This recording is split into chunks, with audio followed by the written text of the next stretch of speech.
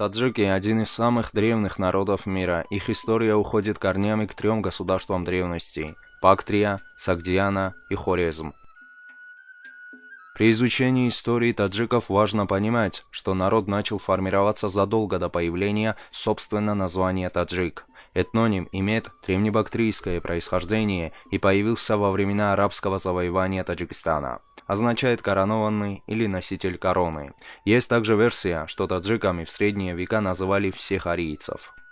Древняя Персия и Туран были государственными образованиями ираноязычных, то есть арийских племен, но Персия была централизованным государством с преимущественно оседлым образом жизни. Туран же был сборищем разрозненных племен смешанного образа жизни. Там были и кочевники, и земледельцы. Большую роль в обоих странах играл зороастризм и священное писание Авеста. Именно из него ученые узнали подробности о древнем Туране и Персии. Этническое происхождение таджиков уходит ко временах древних ариев, двигавшихся на север. Потомки ариев стали известны как индоиранцы. Во времена Великого переселения народов они разошлись по всей Европе. Что касается предков таджиков, то внятная история начинается со времен Александра Македонского. Он воевал с Дарием, царем персов. Еще с древнейших времен Персидская империя представляла собой совокупность многих арийских племен. В начале первого тысячелетия часть персов ушли далеко на восток в горы Афганистана. Там они образовали три государства – Согд, Хорезм и Бактрию и смешались с местным арийским населением, в результате чего начинается формирование современного таджикского этноса. В дальнейшем я расскажу об этих трех государствах. Бактрия. История Бактрии началась со времени персидских завоеваний Кира II Великого, который с 558 года до нашей эры становится первым царем государства Ахеменидов. В властном стремлении подчинить себе весь живущий мир завоевывает Лидию, Мидию, греческие города Малой Азии, значительную часть Средней Азии, в том числе Хорезм, Согдиану, Маргиану и Бактрию, а позднее Вавилон, Урарту, Колхиду и Месопотамию. После захвата Вавилона все западные страны до границ Египта добровольно подчинились персам. Кир, несомненно, готовился захватить и Египет, однако предварительно он решил обезопасить северо-восточные границы своего государства от вторжения кочевых племен Средней Азии. Но во время битвы против массагетов в 530 году великий завоеватель терпит жестокое поражение и погибает сам. Остается огромная держава, простирающаяся от Египта на западе до западных границ Индии на востоке. Всего через 30 лет при Дарии она становится еще больше. В нее входит Египет, Фракия, Македония и северо-западная Индия. Чтобы иметь возможность хоть как-то управлять этим гигантским конгломератом стран и народов, Дарий делит его на административные округа – сатрапии. Список сатрапий сохранился в труде греческого историка V века до нашей эры Геродота. В этом списке перечислено 20 сатрапий и 17 народов, входящих в состав Ахеменидской державы. И среди них Бактрия, страна, лежащая по берегам Амударии, и бактрийцы. Вот с этого времени Бактрия и входит в аналы истории. Из персидских источников мы узнаем, что отсюда на строительство новой столицы Персополя стекается золото, что бактрийцы – воинственный и бесстрашный народ, и что много позднее бешеному натиску войск Александра Македонского именно бактрийские воины оказались самое яростное сопротивление, защищая державу Ахеменидов. Узнаем, что на рубеже новой эры страна эта богата стадами и зерном, имеет много цветущих городов, свою письменность и великое множество книг, гораздо больше, чем известная своей ученостью Согдиана.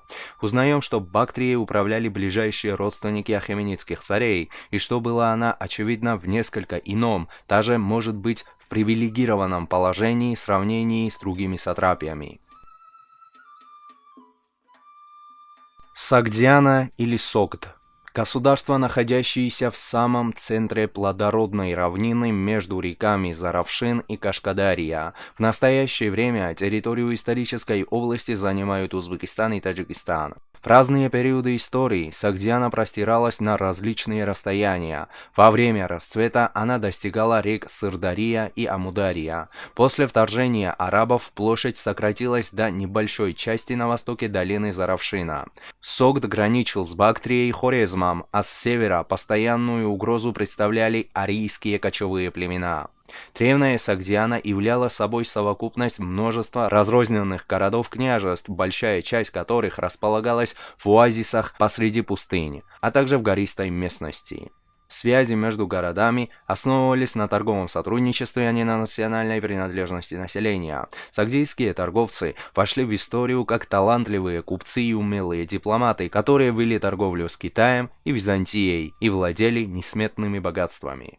О сокровищах Согдианы ходили легенды, и также она прославилась как страна садов и плодородных полей благодаря сложной системе оросительных каналов. Самым крупным городом и столицей Согда был Мараканда, впоследствии переименованный в Самарканд. История города берет начало еще в 8 веке до нашей эры. Вторым по значимости считался населенный пункт Кирополь, основанный Киром Великим еще в VI веке до нашей эры. Современный Истаравшин был построен в пределах Туркестанского хребта.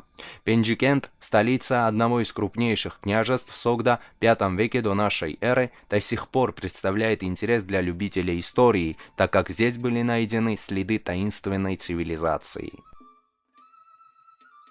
Название страны Хорезм впервые встречается в сохранившихся источниках 8 века до нашей эры. Существуют различные интерпретации названия Хорезма. По одной этимологии – кормящая земля, по другой – низкая земля или земля пониже. В 8 веке до нашей эры Хорезм вступил в новую эру своей истории, когда хорезмийцы, по словам Ал-Бируни, начали ввести летоисчисление по годам правления царей. В этот период Хорезм становится мощным государством с заметной централизацией, о чем свидетельствуют построенные в VI веке до нашей эры грандиозные ирригационные сооружения. Археологические раскопки фиксируют на территории древнего Хорезма существование неолитической кельтеминарской культуры древних рыболовов и охотников. Прямым потомком этой культуры является относящаяся к середине 2-го тысячелетия до нашей эры тазабагепская культура бронзового века, скотоводческая и земледельческая. Есть также сообщения античных авторов о контактах жителей Хорезма с народом Колхиды, то есть с грузинами, на торговых путях по Амударии и Каспийскому морю, по которым шли среднеазиатские и индийские товары в грузинские владения через Черное море. Это говорит о том, что предки таджиков и грузин еще с глубокой древности имели дипломатические, в частности и торговые взаимоотношения. Это подтверждается и материальной культурой, элементы которой встречаются на раскопках древних памятников среднеазиатского Междуречья и Кавказа. Таджики используют собственный тип иранской группы языков, а также фарси. Из народов России схожий тип языка имеют осетины Кавказа. Это говорит о том, что древние аланы имели связь с таджикским этносом. Скорее всего, они вышли именно из этого региона Средней Азии. Хотя аланский и сарматский ген среди осетин встречается только у 30-40% населения, а остальные являются генетическими потомками грузинских и черкесских племен. Но все же осетины смогли сохранить свой язык. Арабское завоевание вытеснило тюрков из региона вместе с языком, но спустя несколько веков уже арабо-персидская культура столкнулась с экспансией монголов. Процветающий Хорезм оказал сильное сопротивление монгольской империи, оттого монголы жестоко прошлись по городам. Богатые города были разрушены, хан всех ханов включил таджиков в свои войска, так как предки таджиков считались превосходными воинами, и, как я уже говорил ранее, именно они оказались самое ожесточенное сопротивление армии Македонского, защищая державу ахеменидов. Тем не менее, большая часть таджиков продолжала быть мусульманами с преобладанием персидского языка. Согд, Бактрия и Хорезм стали первыми собственными государствами таджикского народа. Рядом находились многочисленные персидские и арийские племена. Они активно смешивались с жителями Бактрии и Согда. Все это формировало этнос современных таджиков. На этом все. Всем спасибо за просмотр. Подписывайтесь на канал, чтобы не пропустить новые видео.